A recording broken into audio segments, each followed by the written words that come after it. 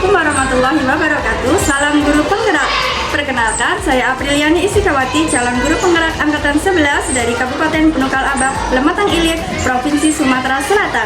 Pada hari ini, kami akan melaksanakan aksi nyata 1.4 diseminasi budaya positif penerapan di lingkungan belajar sekolah SD Negeri 12 Tanah Abang. Wassalamualaikum warahmatullahi wabarakatuh.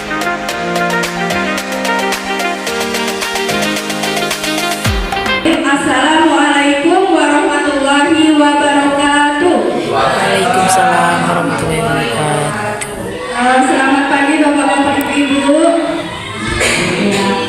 Terima kasih sudah menyempatkan waktunya untuk hadir di sini ya. Bismillahirrahmanirrahim. Alhamdulillahirabbil alamin. Wassalatu wassalamu ala asrofil anbiya'i wal mursalin wa ala alihi washabihi ajmain amma ba'du.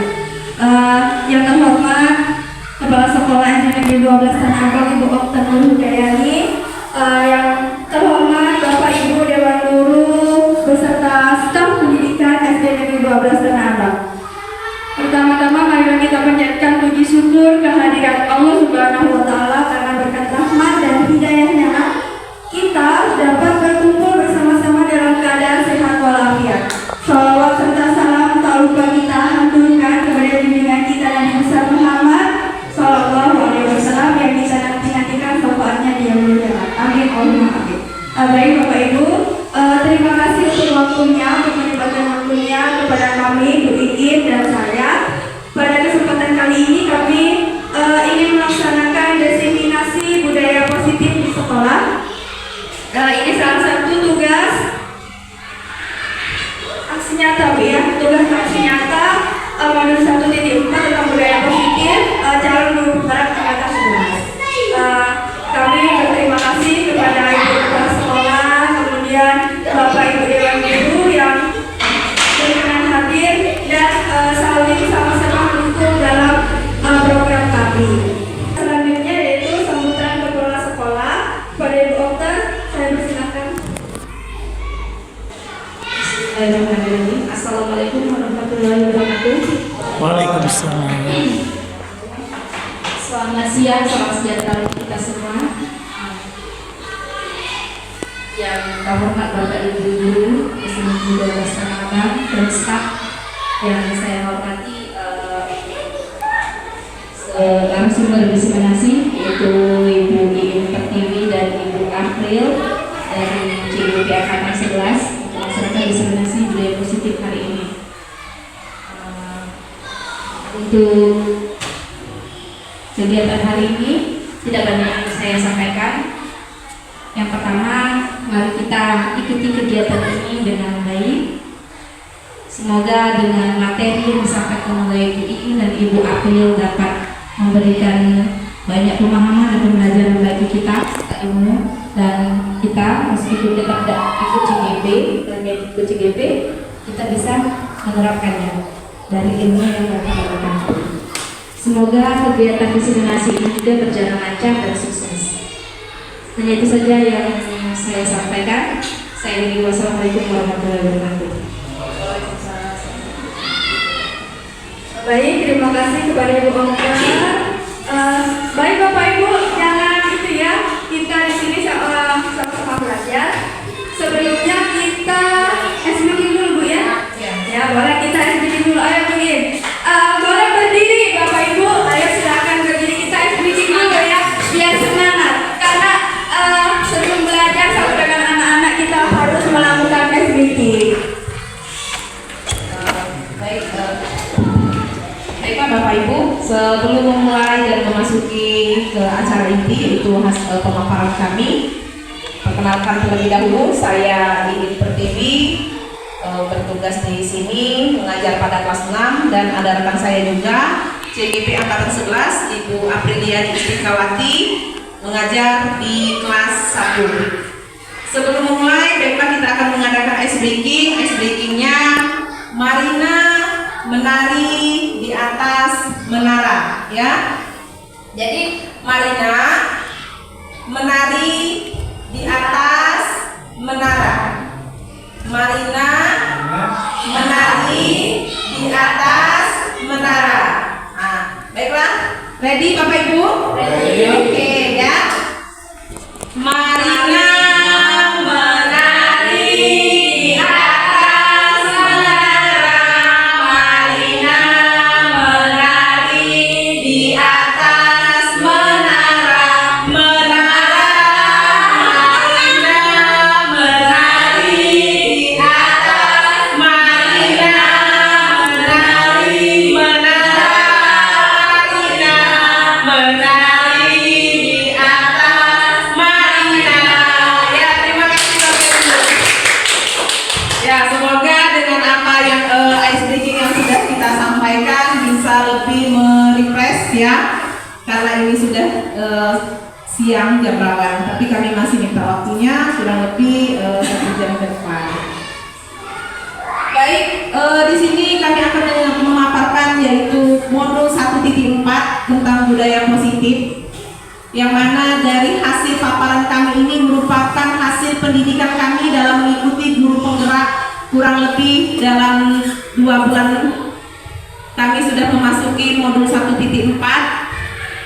Di sini kami masih banyak belajar Bapak Ibu apa itu yang namanya budaya positif. Saya pribadi maupun Ibu April, ternyata selama ini langkah-langkah yang kami lakukan ternyata masih banyak kekurangan sekali. Setelah kami mengikuti pendidikan guru penggerak ini, ternyata seperti ini dan kita harusnya seperti apa dan bagaimana. Nah, di sini kami banyak sekali menemukan suatu pengalaman yang berharga dan hari ini akan kami sampaikan melalui pemaparan kami. Semoga bermanfaat dan bisa kita terapkan bersama-sama di SD Negeri 12 Tanah Abang ini untuk menerapkan budaya positif. Ada beberapa poin yang ingin kami sampaikan. Tentunya dari beberapa poin ini saya dan Ibu April akan membagi, yang mana dari 10 poin pada poin 1 sampai 5 akan dipaparkan atau disampaikan oleh Ibu April Istikawati SPD, dan dari poin ke-6 sampai dengan ke-10 akan saya sendiri yang akan memaparkannya. Kepada Ibu April, waktu dan tempat kami persilakan. Baik, terima kasih kepada Ibu Iis. Baik Bapak Ibu, jadi ini adalah penyebaran pemahaman kepada rekan sejawat di SD Negeri 12 Tanah Abang. Ini tentang budaya positif. Sebelumnya ada yang tahu apa itu budaya positif? Pembiasaan positif, betul sekali. Itu adalah pembiasaan positif yang dilaksanakan di sekolah. Baik, mari kita belajar bersama, saling mendukung untuk mewujudkan budaya positif kita di sekolah. Tujuan kegiatan desinimasi ini menumbuhkan budaya positif di sekolah dengan meyakini kebajikan universal serta menciptakan murid yang merdeka dan mempunyai disiplin yang kuat sesuai dengan profil pelajar Pancasila. Kemudian ini ada konsep inti budaya positif meliputi ada 8 poin ya Bapak Ibu. Yang pertama ada perubahan paradigma belajar, disiplin positif, nilai-nilai kebajikan, kebutuhan dasar manusia, motivasi perilaku manusia, posisi kontrol guru, keyakinan sekolah atau kelas, dan segitiga restitusi. Sesuai yang dikatakan oleh Bu Iin bahwa kami akan membaginya.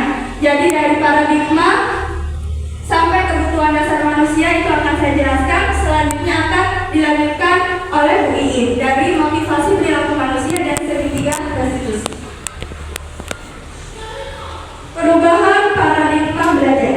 Yang pertama, merdeka. Menurut Ki Hajar Dewantara, merdeka itu artinya tidak hanya terlepas dari perintah, akan tetapi juga cakap buat memerintah diri sendiri. Itu yang dikatakan merdeka.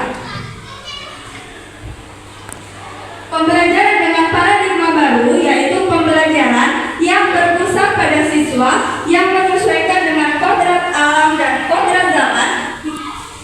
Saat ini berdasarkan filosofi Ki Hajar Dewantara yaitu mewujudkan profil pelajar Pancasila. Jadi Bapak Ibu, kita itu apapun yang kita lakukan itu tujuannya untuk pendidikan yang berpusat pada siswa. Jadi guru itu menghamba, kita itu harus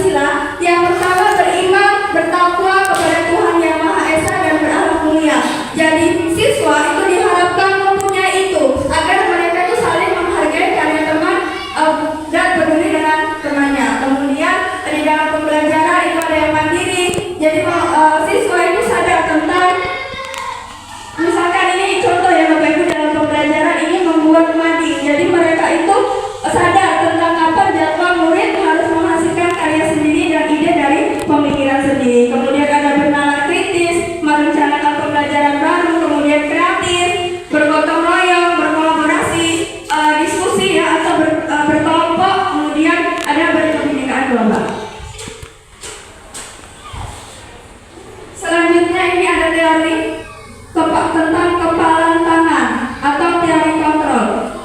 Kegiatan cobalah buka, ya. Yang pertama, Anda adalah A. Anda adalah A. Tugas Anda adalah mengepalkan salah satu tangan Anda. Jadi, misalkan kita ini adalah A, tugas kita itu mengepalkan satu tangan Anda. Coba Anda bayangkan bahwa Anda menyimpan sesuatu yang sangat berharga di dalam kepala kita. Ada sesuatu yang sangat berharga di kepala kita. Anda perlu menjaga benda tersebut. Kita menjaga benda yang ada di kepala kita itu dengan sekuat tenaga kita, ya. Selanjutnya, tugas rekan teman Anda B adalah mencoba untuk dengan segala cara untuk membuka kepala Anda. Teman Anda boleh membujuk, misalkan Bu Iya mengepal, ya. Oke, saya ini membujuk, kemudian boleh merayu atau menghasilkan duit agar kepala tangannya Bu ini bisa terbuka, ya. Nah, coba lakukan kegiatan, coba lakukan di atas dengan secara bergantian, masing-masing A dan B memiliki waktu 10 detik. Apa yang terjadi? Siapa yang memiliki kontrol untuk membuka dan menutup tangan? Kira-kira Bapak Ibu, dari teori ini bisa kita lakukan selama 10 detik. Kita akan mengepal tangan kita. Kita ketahui bahwa di tangan kita ini ada sesuatu benda atau barang yang sangat berharga. Kira-kira apa yang akan kita lakukan seperti itu? Sementara ada teman kita yang merayu, membujuk dengan segala cara untuk supaya kita membuka tangan kita. Nah, kira-kira disinilah kita harus menentukan posisi kontrol kita. Apa sebenarnya yang harus kita lakukan seperti itu? Apakah kita terpedaya seperti itu, atau kita mempertahankan apa yang ada di genggaman tangan kita? Nah, kira-kira seperti itu. Ya, baik Bapak Ibu, kira-kira seperti itu ya Bapak Ibu, ya, tentang teori kepala tangan. Jadi ketika kita memegang suatu benda yang sangat berharga, itu kira-kira siapa yang akan membukanya, ya? Atau orang lain atau diri kita sendiri?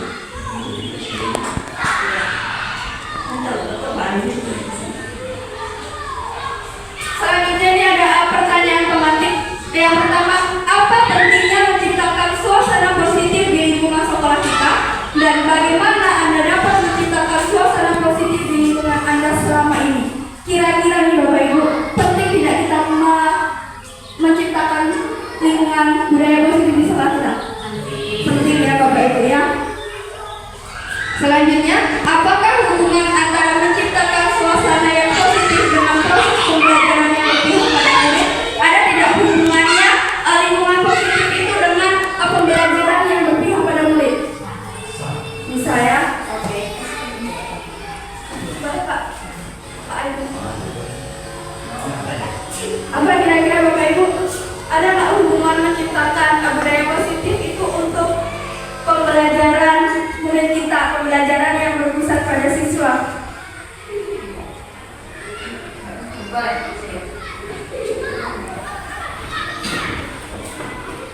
Tentu saja untuk pada budaya positif dengan pembelajaran berpihak pada murid ada sangat amat sekali, karena dengan kegiatan kebiasaan budaya positif itu akan menjadi aman, tentram dan ramah untuk anak, sehingga proses pembelajaran akan terlaksana dengan baik. Dan pastinya dengan terlaksana pembelajaran yang baik, kebutuhan peserta didik dipenuhi. Oke, baik sekali, terima kasih Bu Otter, ya.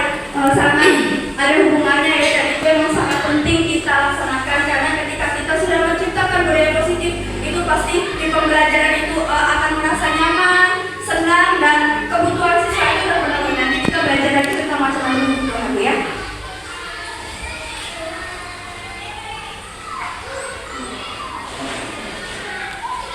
Selanjutnya ada perubahan paradigma belajar. Salah satu hal yang paling penting adalah kita perlu menghilangkan rasa takut dalam diri kita, dalam diri murid-murid, sehingga mereka merasa aman dan nyaman berada di sekolah, dan bahwa membuat kesalahan adalah suatu proses pembelajaran itu sendiri. Hanya dengan demikian semua murid dapat belajar dengan rasa tenang, tanpa tekanan dan nyaman. Jadi Bapak Ibu, setelah kami mempelajari, ya, bahwa kenapa sih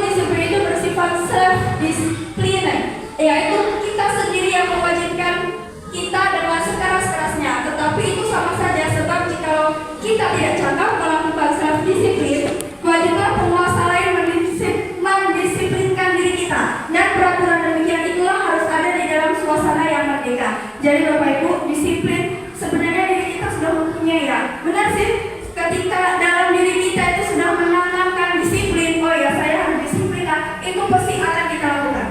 Harus ada di dalam diri kita. Dan kalau itu tidak bisa, berarti harus ada orang atau harus ada peraturan yang membuat itu. Jadi diri kita itu harus mengikutinya. Seperti itu.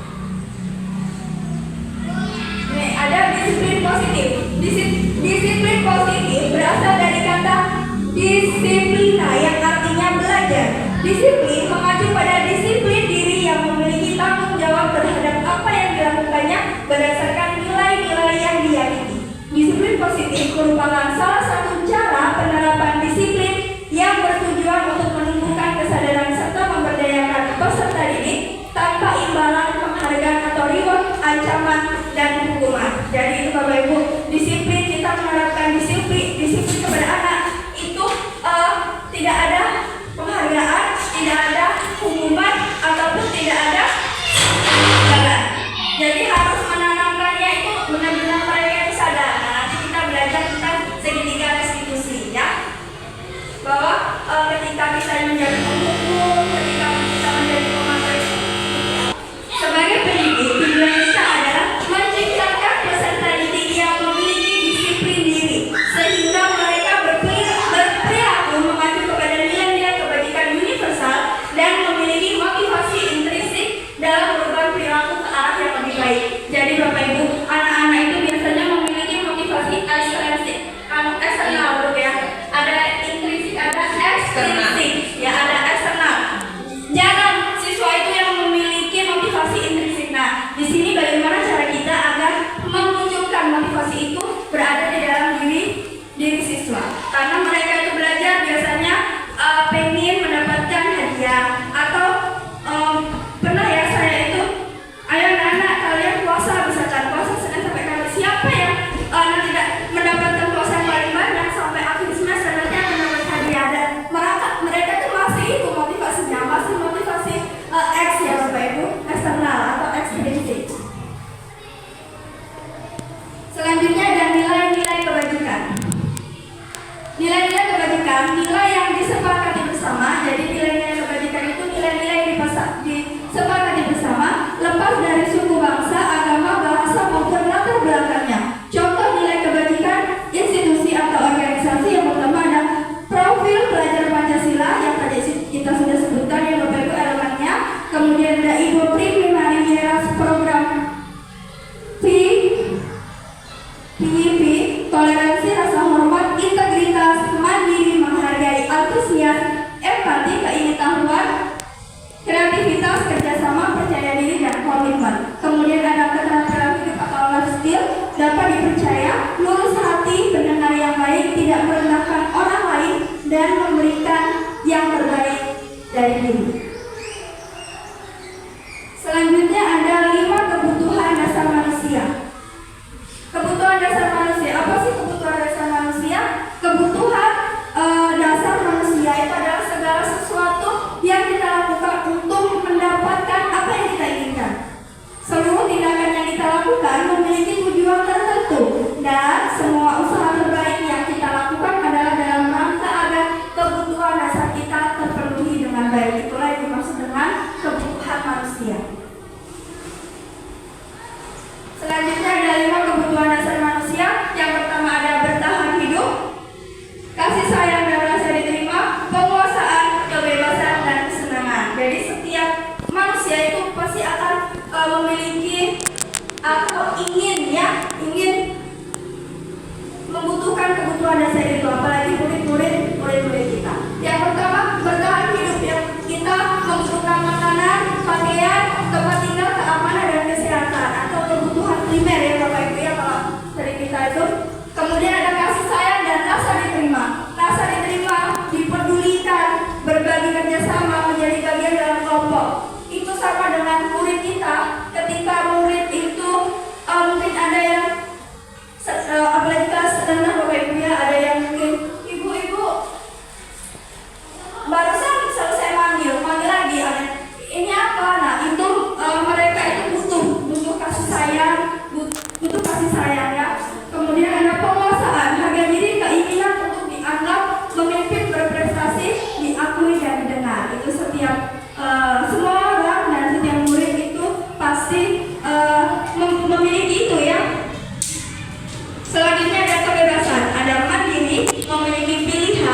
mencoba hal baru, mampu mengendalikan arah dirinya. Dan selanjutnya itu adalah kesenangan. Ya, bermain, humor, antusiasme, dan tertawa. Jadi untuk anak-anak yang ada di sekolah kita, kenapa sih mereka sering lari-lari misalkan di dalam kelas? Kenapa mereka itu di dalam kelas itu mungkin curi perhatian gitu? Karena mereka itu memang membutuhkan kesenangan itu. Apalagi anak-anak SD dan itu rendah. Itu yang mereka dalam pikirannya itu ya bermain. Belajar bukan belajar sambil bermain yang apa ya mereka bermain, iya bermain sambil belajar kalau mereka itu. Jadi bagaimana cara kita menyampaikan materinya di SMA 1 itu ya bermain seperti yang mereka sambil bermain. Itulah salah satu 5 kebutuhan dasar manusia. Baiklah Bapak Ibu, itu tadi penjelasan dari saya. Mohon maaf apabila ada kesalahan dan kekurangan. Selanjutnya akan dilanjutkan oleh rekan saya di Input TV. Baik, tepuk tangan dulu untuk Ibu April. Terima kasih Ibu April atas pemaparannya. Semoga kita semua dengan hasil pemaparan ini dapat mendapatkan manfaatnya dan bisa kita implementasikan bersama di sekolah kita. Baiklah, untuk selanjutnya yaitu teori motivasi perilaku manusia. Nah, saya mau bertanya dulu Bapak Ibu ya. Kira-kira kalau kita menggunakan helm itu tujuannya untuk apa? Melindungi. Apa Pak? Selamat. Keselamatan. Menurut Ibu, kalau kita menggunakan helm itu untuk apa?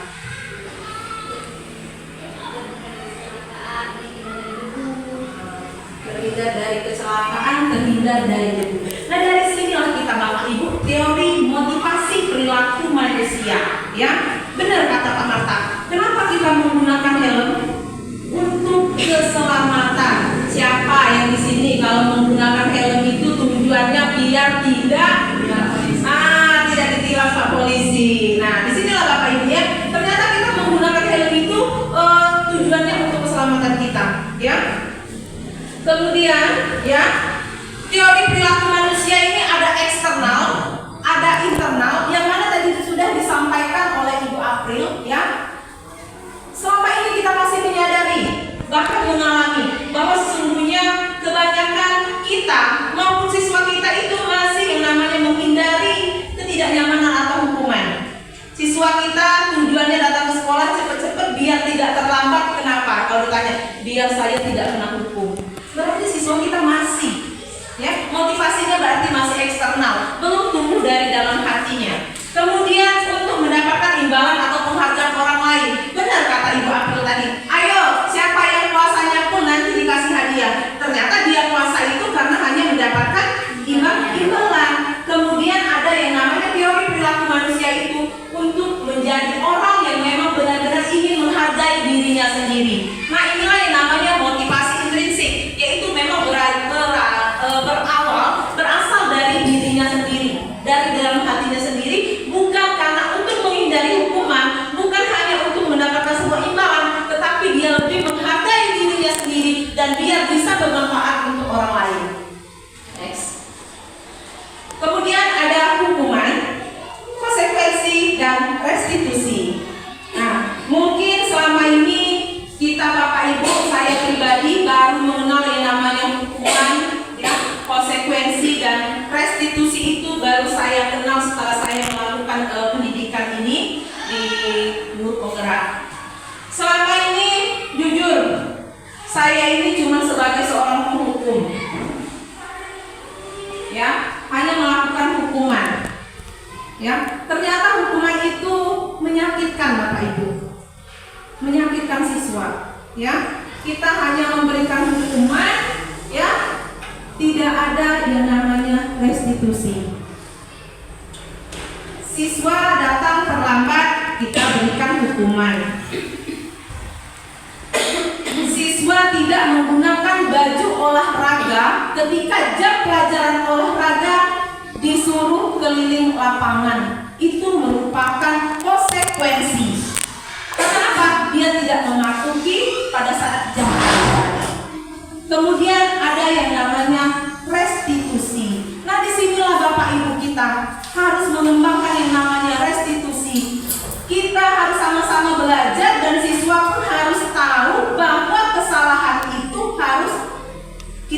mempelajari dari sebuah kesalahan untuk supaya siswa itu menjadi lebih baik. Jadi kita itu memperbaiki siswa yang mengalami kesalahan, dan siswa bisa menyadari dan bisa untuk kembali kepada posisinya sendiri bahwa apa yang dilakukannya itu salah. Itulah yang dinamakannya dengan restitusi. Next. Nah, di sini ada misalnya hukuman, ya, tidak berencana, tiba-tiba murid ya tidak tahu. Kemudian hukumannya bisa bersifat fisik atau psikis, kalau bisa Bapak Ibu untuk sekarang kita menghindari ya.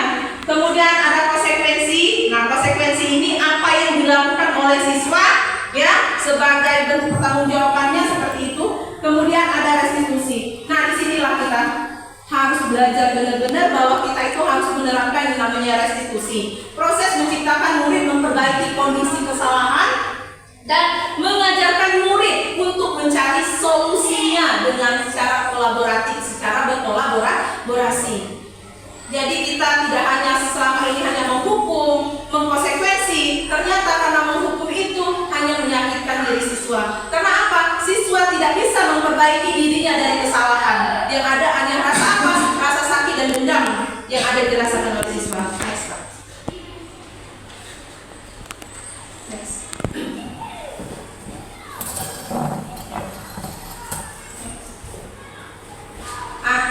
Kemudian ada posisi kontrol. Nah, di mana dari posisi kontrol ini ada 5 posisi kontrol kita sebagai guru. Yang pertama yaitu guru sebagai penghukum. Yang kedua, guru sebagai pembuat rasa bersalah. Yang ketiga, guru sebagai teman. Yang keempat, guru sebagai pemantau. Dan yang kelima, guru sebagai manajer. Nah, dari 5 posisi kontrol ini, saya pribadi, Bapak Ibu di sini menjadi cerminan dan refleksi diri saya. Ternyata saya ini sebagai guru selama ini hanyalah menjadi seorang guru sebagai penghukum. Kenapa saya katakan demikian? Karena apa-apa tadi dihukum, salah sedikit menghukum, ya, menghardik siswa. Ternyata tindakan yang saya lakukan ini salah. Disinilah ada posisi kontrol kita sebagai guru. Kalau tidak sebagai penghukum, sebagai pembuat rasa bersalah. Misalnya, coba anak tadi dikerjakan dengan baik-baik, itu tidak akan kena marah kepala sekolah. Nah, di situ kita menekan siswa, seolah-olah siswa yang bersalah. Kalau siswa tidak melakukan tadi, kita yang tidak akan kena marah kepala sekolah. Itu kita sebagai posisi guru, sebagai pembuat rasa bersalah.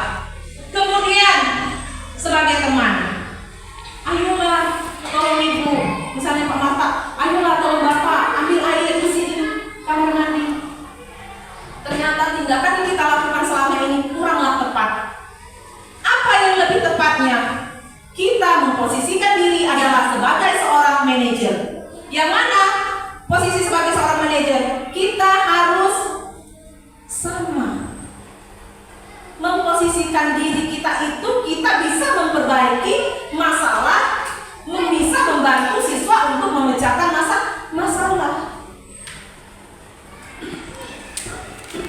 Siswa mampu untuk menemukan solusinya. Kita sebagai guru bisa untuk memberikan apa yang diinginkan oleh siswa. Itu yang kita dinamakan dengan seorang manajer. Kita selama ini hanya menghardik. Kau datang terlambat, tegar di tengah lapangan. Nah, jadi mulai sekarang Bapak Ibu dari posisi 5 kontrol guru ini, insya Allah kita bersama-sama kita akan menjadi seorang manajer. Next. Nah, ini ada beberapa contoh penerapan 5 posisi kontrol guru. Nah, kira-kira Bapak Ibu, ya,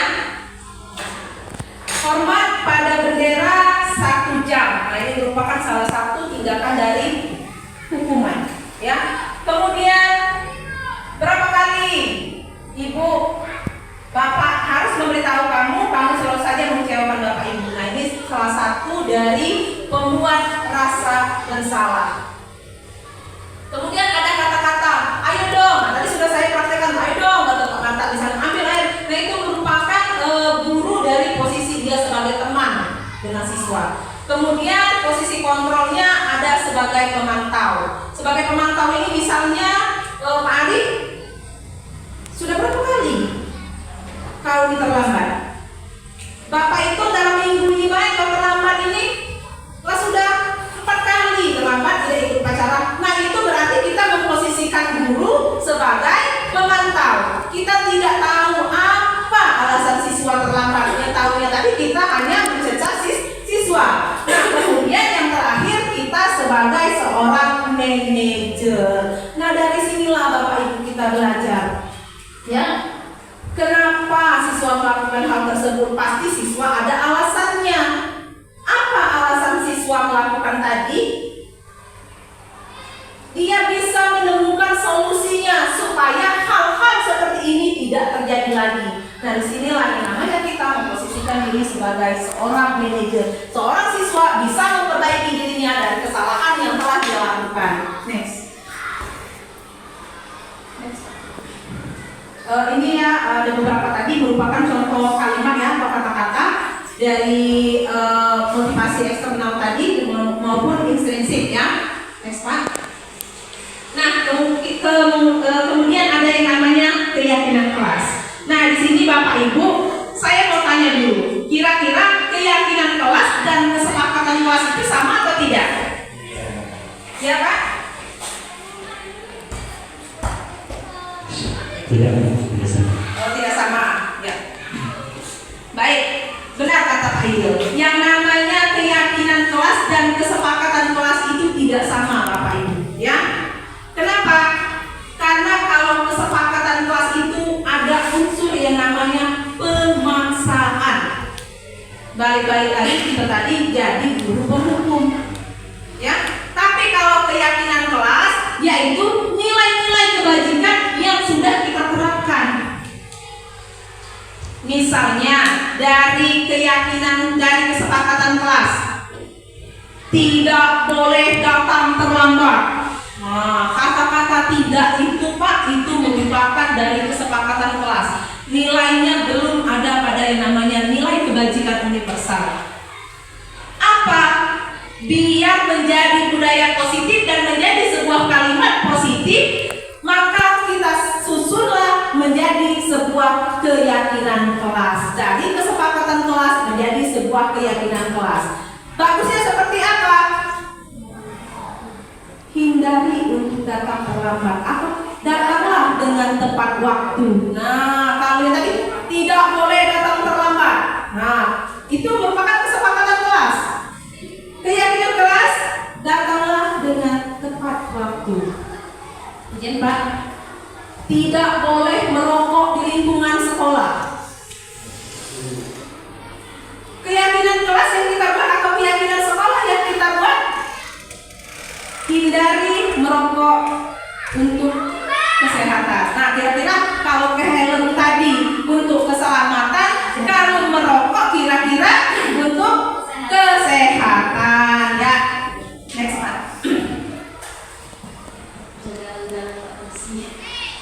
Next. Ya. Kemudian ada peraturan kelas yang biasanya terbit tanpa persetujuan pihak objek yang harus melaksanakan, sedangkan keyakinan kelas adalah persetujuan yang dibuat berdasarkan antara guru dan murid, selanjutnya akan ditaati bersama. Nah biasanya Bapak Ibu kita di awal tahun ajaran kita menerapkan yang namanya atau membuat keyakinan kelas bersama siswa kita. Kita dengan kepala sekolah membuat keyakinan sekolah yang harus kita sepakati. Misalnya siswa dapat menuliskan sebuah peraturan-peraturan kelas seperti meletakkan sampah pada tempatnya atau menyusun buku seperti itu kan. Nah kemudian itu akan kita ubah menjadi sebuah keyakinan kelas yang mana yang disebut dengan keyakinan kelas tadi berarti kita menggunakan kalimat-kalimat yang menuju ke kebajikan-kebajikan universal sehingga terciptalah yang namanya budaya positif di sekolah. Next. Pembentukan keyakinan kelas dan sekolah. Keyakinan kelas bersifat lebih abstrak daripada peraturan, terus pernyataan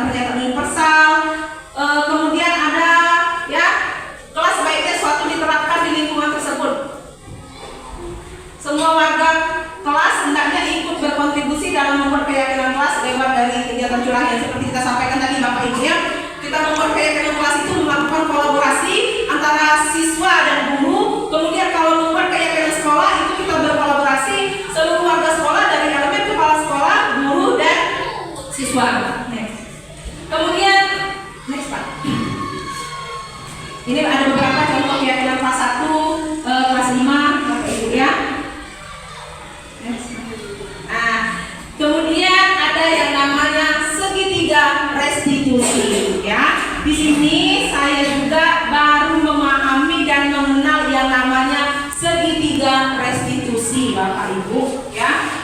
Yang mana segitiga restitusi itu suatu proses dialog yang dijalankan oleh guru agar dapat menghasilkan murid yang mandiri dan bertanggung jawab. Yang mana pada minggu kemarin kami, saya dengan Ibu April sudah melaksanakan ya, sudah mengimplementasikan sebuah kasus yang mana kami ada terdapat 2 kasus kemarin yang berbeda dan kami alhamdulillah menyelesaikannya dengan cara konsep segitiga restitusi. Dari konsep segitiga restitusi ini ada 3. Yang pertama yaitu menstabilkan identitas.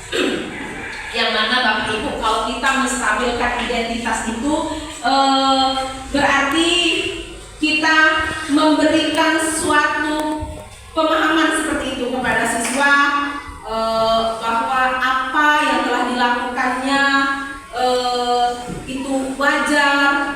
Setiap orang mempunyai masalah kehidupan, itu wajar. Kemudian kamu melakukan hal tindakan ini ya, bukan hanya kamu saja, mungkin kamu hanya untuk membela diri. Nah, itulah di sana kita menstabilkan identitasnya supaya siswa tersebut tidak merasa down. Karena kenapa? Yang kita lakukan selama ini yang tadi menghakim dan menghukum, ya. Kenapa tidak melakukan ini? Siapa yang menumpahkan air ini? Nah, ya. Ternyata kalau kita siswa misalnya ya mematahkan sapu, padahal sapu kita baru dibeli misalnya kan, tidak apa-apa. Nah, yang namanya manusia pasti tidak luput dari kesalahan. Nah, itulah kita menstabilkan identitas ya, agar siswa tadi tidak langsung down. Kemudian ada yang namanya validasi tindakan yang salah. Nah, dari sinilah kita memvalidasi dia tadi. Kira-kira kenapa anak tersebut mematahkan sapu, anak tersebut menumpahkan air. Dari situ kita harus memvalidasi kesalahan yang apa yang dilakukan oleh siswa agar siswa tersebut lebih bisa dihargai seperti Bapak Ibu ya. Dia mempunyai kesempatan berarti untuk memberikan alasan apa sebenarnya yang sudah dilakukannya itu.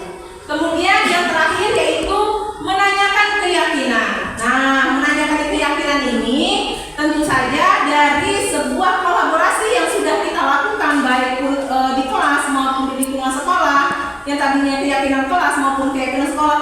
Kira-kira tindakan yang Ananda lakukan ya, itu sudah sesuai belum dengan keyakinan kelas kita, sudah sesuai belum dengan kesepakatan kelas kita. Nah, dari situlah Bapak Ibu kita harus menerapkan diri kita, harus menerapkan yang namanya segitiga restitusi agar kita bisa menstabilkan identitas, memvalidasi tindakan yang salah dan menanyakan keyakinan kelas yang telah kita sepakati, menanyakan keyakinan atau keyakinan kelas dan sekolah yang sudah kita buat dan kita sepakati bersama. Agar kenapa? Siswa tersebut bisa memperbaiki masalahnya dan menemukan solusinya. Seperti itu misalnya. Saya pernah di suatu pengalaman Bapak Ibu. Siswa kelas 6 sering terlambat datang ke sekolah dalam beberapa hari, beberapa minggu, dan itu saya suruh temannya untuk menjemput ya. Kemudian ditanyakan kenapa alasan dia terlambat. Alasan dia terlambat karena bangun kesiangan. Bangun kesiangan alasan dia. Berarti saya sudah melakukan validasi tindakan yang salah. Bangun kesiangan itu berarti kan tidak tepat kan untuk kita sebagai anak sekolah. Menstabilkan identitas ya sudah, tidak apa-apa nak ya. Yang namanya manusia tidak ada yang sempurna, pasti pernah melakukan kesalahan. Kemudian saya menanyakan kenapa dia bangun telat datang ke sekolah karena dia bangun kesiangan. Berarti saya validasi tindakan yang salah. Kemudian saya menanyakan keyakinan, kira-kira menurut Ananda, datang ke sekolah dengan telat itu sudah sesuai dengan keyakinan kelas? Tidak pun, katanya kan belum sesuai dengan keyakinan kelas. Nah, dari sini Bapak Ibu kita tadi dari kita memvalidasi tindakan dia salah tadi kita bisa tahu karena dia punya alasan. Kenapa? Bu, semalam aku nonton sampai larut malam, ya. Nah, salah satunya berarti siswa tersebut ya tidak adanya perhatian dari orang tua. Yang namanya tadi kebutuhan dasar manusia, kasih sayang. Coba kalau diingatkan anaknya atau dibangunkan lebih awal, nah, itu tadi balik kepada kebutuhan. Jadi dari poin-poin nilai-nilai positif ini ya semuanya berkaitan. Kenapa siswa melakukan hal tersebut? Berarti kita kembali lagi ke kebutuhan dasar manusia. Nah, mungkin itu saja yang dapat kami sampaikan Bapak Ibu.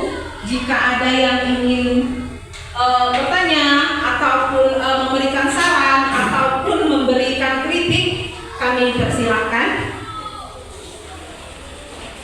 Bagaimana Bapak Ibu?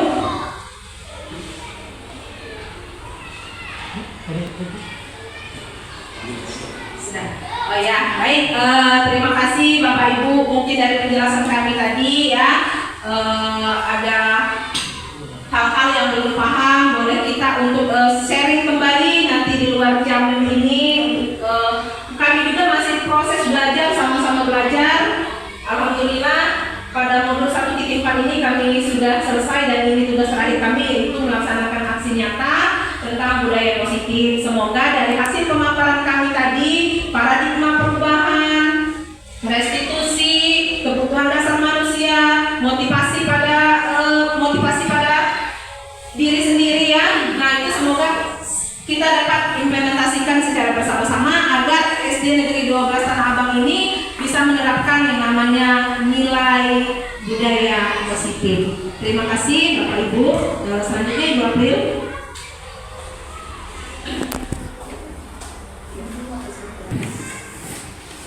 Baik Bapak Ibu, terima kasih.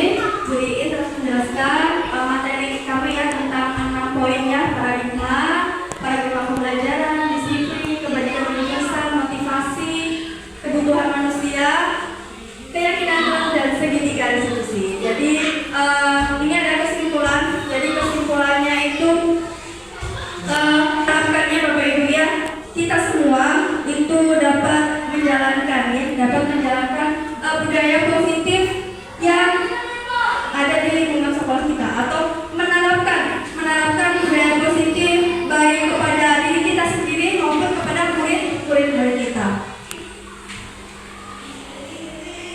Selanjutnya itu tadi kita sudah menyebutkan bahwa setiap manusia itu mempunyai kebutuhan dasar itu yang harus dipenuhi.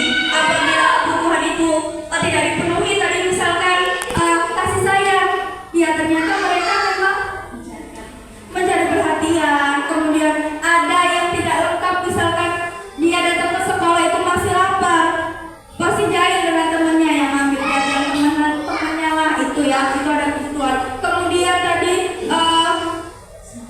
segitiga restitusi Bapak Ibu ya, itu memang kami belajar dapat sekali ilmu yang dipelajari, apalagi tentang segitiga restitusi. Yang pertama ada menstabilkan identitas. Jadi ternyata nggak semena-mena kita itu kenapa kamu terlambat. Sering ya Bapak Ibu kita yang kenapa kamu nggak ngerjain PR dari 2 hari yang lalu nggak dikerjakan misalkan. Nah itu kita itu tidak boleh seperti itu ternyata setelah kita mempelajari. Kemudian ada validasi tindakan yang salah. Jadi kita harus validasi dulu tindakannya mereka, kenapa mereka melakukan itu. Kemudian kita baru menanyakan keyakinan kelas. Kira-kira keyakinan kelas seperti tidak mengerjakan PR boleh apa enggak? Kalau nggak boleh itu berarti tidak boleh dilakukan. Itu ya Bapak Ibu ya. Jadi harapannya kita semua itu dapat menerapkan budaya positif yang ada di sekolah, baik untuk saya pribadi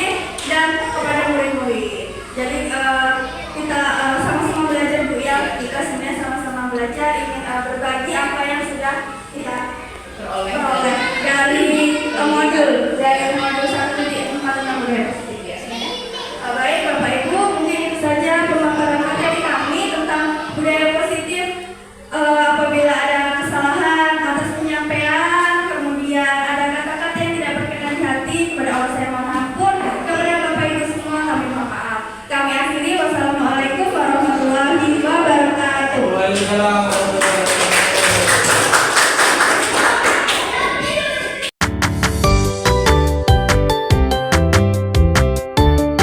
Assalamualaikum warahmatullahi wabarakatuh.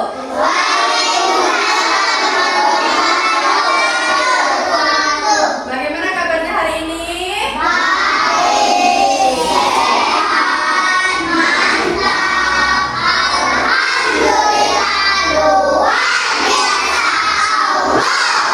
Alhamdulillah. Hari ini pada semangat ya, masih pagi kita harus semangat. Coba tepuk semangat.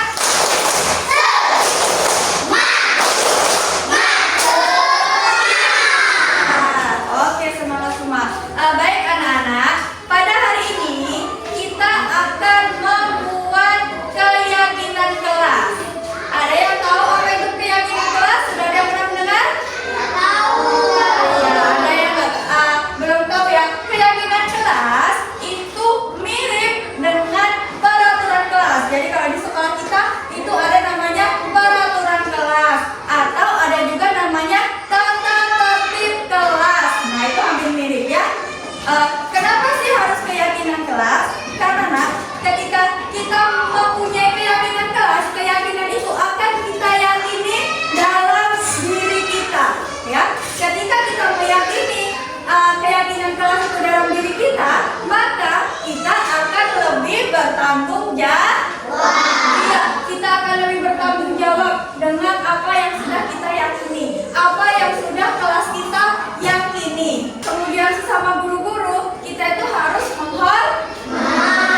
harus menghormati, harus menyayangi. Itu salah satu contoh keyakinan kelas. Harus menghormati, seperti itu ya.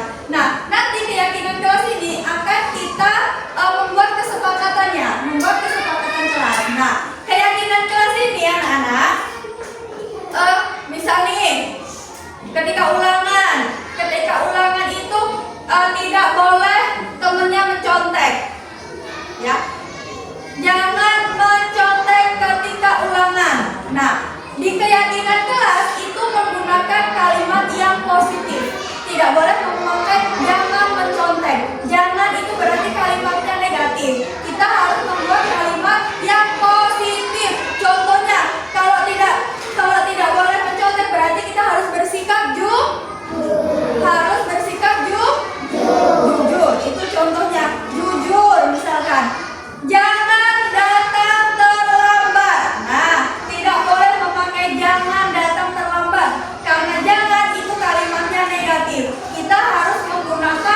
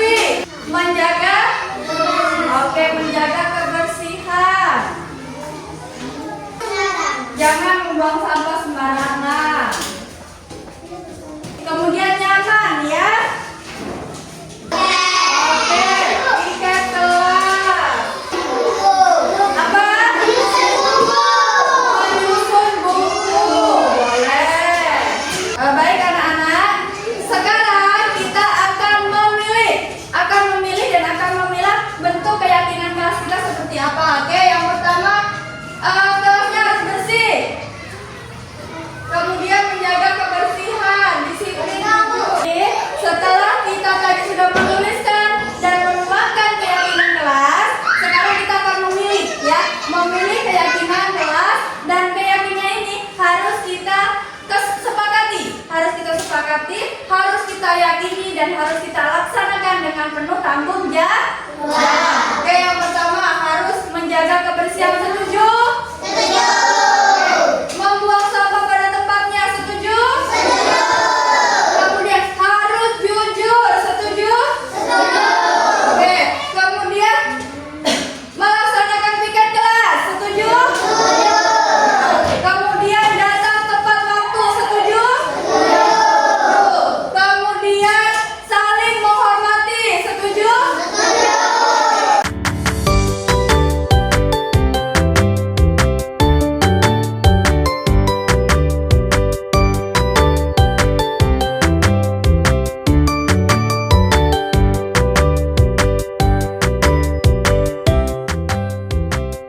Tenang. Semangat. Tenang. Gembira. Tenang.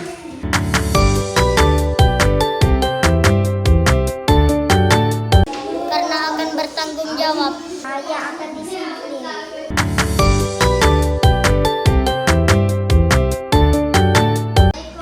Waalaikumsalam, silakan duduk Michael. Iya, tadi Ibu dapat laporan dari Pak Yamin. Katanya Michael berantem ya sama Wahyu. Kenapa?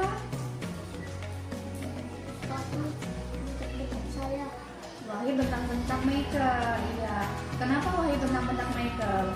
Karena disuruh piket. Jadi Wahyunya nggak terima terus bentak-bentak Michael begitu. Setelah Wahyu bentak-bentak Michael, apa yang Michael lakukan kepada Wahyu? Dibentak balik. Wahyunya Michael bentak balik. Iya, karena Michael tidak terima ya. Iya, tidak terima dibentak-bentak ya sama Wahyu ya. Jadi Michael bentak balik seperti itu ya. Karena niatnya Michael tadi cuma apa? Menegur untuk piket seperti itu ya. Ya wajar mungkin Michael melakukan seperti itu ya, karena Michael ingin mempertahankan diri, tidak mau juga dibentak-bentak ya. Tetapi berkata kosong, berkata kasar, kemudian bentak-bentak teman, itu termasuk keyakinan kelas yang sudah kita sepakati? Bukan. Bukan ya, bukan keyakinan kelas yang kemarin sudah kita sepakati ya. Iya, bukan ya. Hal seperti itu Ibu nggak ingin hadir di dalam kelas kita ya. Ibu inginkan hadir hal-hal yang baik. Kemudian menurut Michael, keyakinan kelas mana yang perlu kita laksanakan? Berarti harus berkata apa tadi? berkata baik. Harus berkata baik. Tidak boleh berkata kasar. Sama bertanggung jawab. Iya, sama bertanggung jawab melaksanakan piket kelas tadi ya. Baik. Kemudian tidak berkata yang kasar, bertanggung jawab. Menurut Michael itu penting nggak? Penting ya. Michael kan tadi lagi sama-sama emosi ya. Ketika Michael emosi, berdasarkan keyakinan kelas kita, apa yang harus dilakukan saat kita emosi? Diam. Iya, diam dulu, tidak boleh iya, tidak boleh tidak boleh emosi ya. Itu sama setuju apa yang Michael utarakan ya. Kita harus berkata yang baik, kemudian tidak boleh berkata yang kasar, dan bertanggung jawab. Sekarang Michael bersedia melakukan itu? Bersedia ya. Dia Michael bersedia nggak memperbaiki itu dengan Wahid? Bersedia. Alhamdulillah ya. Sekarang kita mencari solusi bagaimana untuk memperbaiki masalah itu, masalah Wahid dengan Michael ya. Kita sama-sama mencari solusinya untuk memperbaiki lagi ya, biar tidak terjadi lagi bentak-bentakan seperti itu ya. Harus sama-sama piket ya. Apa yang kira-kira Michael harus lakukan? Meminta apa? Maaf. Minta maaf. Ya, minta maaf sama Wahid. Kemudian mengajak Wahid untuk sama-sama Sama-sama piket. piket Ya, mengajak Wahid untuk sama-sama piket ke kelas. kelas. Ya, setuju ya? Setuju? Iya. Kita harus memperbaiki, minta maaf ya. Kita minta maaf sama Wahid. Kemudian sama-sama mengajak temannya untuk piket ke kelas. Oke, setuju? Setuju. Oke. Terima kasih. Assalamualaikum warahmatullahi wabarakatuh. Perkenalkan, nama saya Michael. Saya sangat senang berdiskusi dengan Ibu Apri. Simon, udah istirahat? Udah. Iya. Tadi kita belajar apa di kelas? Belajar matematika. Belajar matematika. Simon tahu nggak kenapa Simon dipanggil di sini? Makan. Sebab tadi makan di kelas pada saat jam pelajaran. Ya, pada saat jam pelajaran. Ya. Sebenarnya makan itu boleh kalau kita lapar kita makan, tapi kita makannya disesuaikan ya. Iya, ada waktunya makan kita makan, waktunya istirahat boleh makan. Tapi kalau waktunya belajar kita harus belajar, tidak boleh makan ya. Kenapa sih tadi makan di dalam kelas? Sarapan pagi. Nggak sarapan pagi, buru-buru ya, jadi nggak sempet sarapan. Emang tidur jam berapa semalam? Tidur jam 10. Wah, malam sekali ya.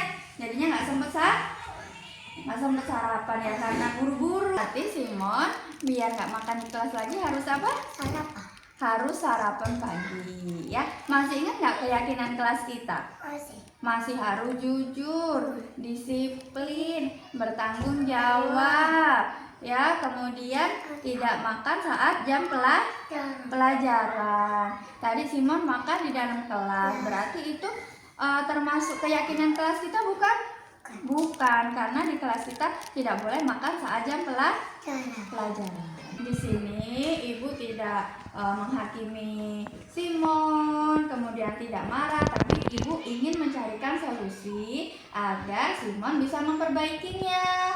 Biar Simon tidak makan di kelas lagi. Berarti harus apa tadi? Iya, harus sarapan pagi. Janji Simon besok tidak makan di kelas lagi? Janji mulai besok ya? Iya, mulai besok tidak boleh makan di kelas lagi ya. Harus sarapan pagi ya. Iya, semoga Simon menjadi anak yang pintar.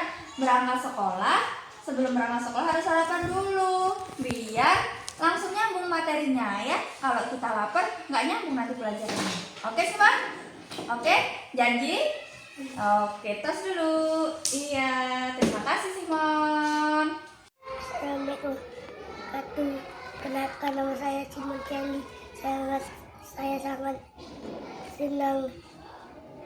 Saya sangat senang berdiskusi sama Ibu Apri.